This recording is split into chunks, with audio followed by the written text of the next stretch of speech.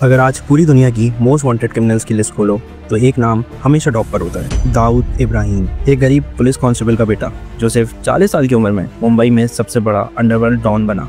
आज हम इस कहानी में ये जानेंगे कि एक बच्चा कैसे इतना बड़ा गैंगस्टर में ट्रांसफॉर्म हो गया और वो कैसे अंडरवर्ल्ड से जा मिला। 26 दिसंबर 1955 महाराष्ट्र के राधानगरी डिस्ट्रिक्ट में दाऊद इब्राहिम कास्कर पैदा हुआ। गरीबी, भूख, स्ट्रगल उसके बचपन का हिस्सा रहा और दाऊद इब्राहिम के बड़े भाई साबिर इब्राहिम का हमेशा उस पर इन्फ्लुएंस रहा। साबिर का उठना बैठना गली के गुंडे और नेबरहुड के क्राइम कल्चर से था और ये सब चीजें दाऊद को बचपन से ही स्ट्रीट स्मार्ट और रूथलेस बना रहे थे। दाऊद के वालिद का नाम इब्राहिम कास्कर। दाऊद के वालिद हमेशा उसको सबसे ज्यादा इंपॉर्टेंस देते थे और यही बोलते थे कि ये बच्चा नॉर्मल बच्चों जैसा नहीं, एक्स्ट्रा स्मार्ट है, और उसको इंग्लिश मीडियम स्कूल में पढ़ाया जबकि उसके बहन भाई उर्दू मीडियम स्कूल में पढ़ते थे। लेकिन दाऊद ने कुछ टाइम बाद स्कूल का बंक मारना शुरू कर दिया और गली के गुंडों के साथ बैठना शुरू करा और यही एनवायरनमेंट ने उसके अंदर एक डेंजरस माइंडसेट डेवलप किया, पावर और रिस्पेक्ट के लिए कुछ भी करता। और जब दाऊद ने अपने अराउंड इनजस्टिस और बेट्रेयल देखा तो दाऊद ने रियलाइज किया ये दुनिया सिर्फ स्ट्रॉन्ग और रूथलेस लोगों को रिस्पेक्ट देती है। और फिर दाऊद और साबिर ने मिलकर छोटी मोटी क्राइम्स में हिस्सा लेना शुरू किया। पिक पॉकेटिंग, स्मगलिंग और गैम्बलिंग जैसे क्राइम से स्टार्ट किया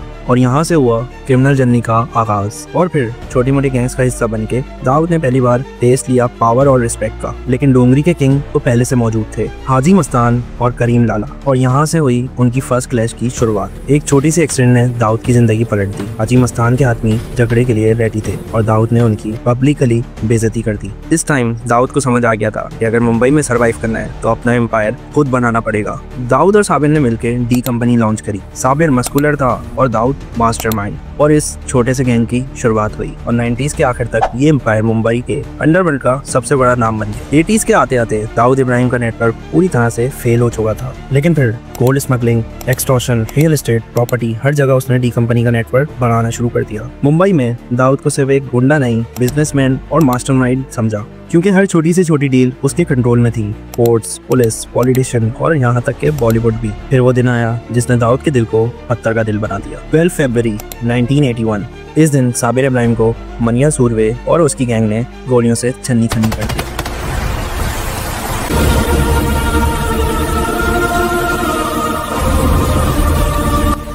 ये गैंग उस वक्त करीम लाला से कनेक्टेड थी। दाऊद ने बोला अब पूरा मुंबई खून से नहाएगा और फिर दाऊद ने रिवेंज लेना स्टार्ट किया। पूरी मुंबई के अंडरवर्ल्ड को टारगेट करना शुरू किया और एक एक करके अपने दुश्मनों को मौत के घाट उतार दिया। पुलिस क्रैकडाउन और मीडिया टेंशन बढ़ गया। दाऊद समझ गया मुंबई अब सेफ नहीं और दाऊद दुबई चला गया। यहाँ से उसने डी कंपनी को इंटरनेशनल नेटवर्क में बदल दिया। स्मगलिंग, आर्म्स, ड्रग्स और टेरर फंडिंग। अब दाऊद सिर्फ मुंबई का डॉन नहीं, एक ग्लोबल माफिया का बॉस बन चुका था और इंडिया का कंट्रोल भी वो दुबई से बैठ के चलाने लगा। दाऊद के इंडिया में ना होने के बावजूद दाऊद का नाम हर जगह हिट लिस्ट पे होता था। जैसे 12 मार्च 1993 में मुंबई में 12 जगह सीरियल ब्लास्ट हुए जिसमें 250 से ज्यादा लोग मारे गए और 700 से ज्यादा जख्मी हुए। इन्वेस्टिगेशन टीम ने एक ही नाम हाईलाइट किया, दाऊद इब्राहिम। इंडिया ने उसे ग्लोबल टेररिस्ट डिक्लेयर किया। डी कंपनी सिर्फ माफिया नहीं, पूरा टेररिस्ट नेटवर्क बन गया।